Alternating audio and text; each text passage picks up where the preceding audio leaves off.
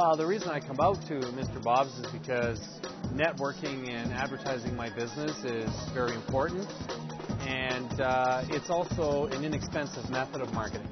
He helps you to get exposure, so people to know you and be seen many times. As you know, word of mouth is the greatest referral, and when you go into Mr. Bob's network, you get an opportunity to meet other businesses, to see what they're doing, and to market your own amongst them and amongst anybody that wants to access the network. There are so many people that belong to the organization that it's a great way to meet people and find out more about them, find out what kind of businesses they're in, find out what kind of challenges they face, see if there's a good fit, to see if it's something that you can help them with.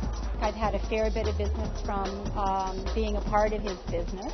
He's sat down and he's helped me with my target market. He cares about my business. And he's a real people person. I enjoy being a member of his team. He's a really good support system. He networks with absolutely everybody. And I think he likes to promote you as much or more than himself. When you join Mr. Bob, you're here as a group, you're really mixing in, and everyone wants to know what everyone else is doing.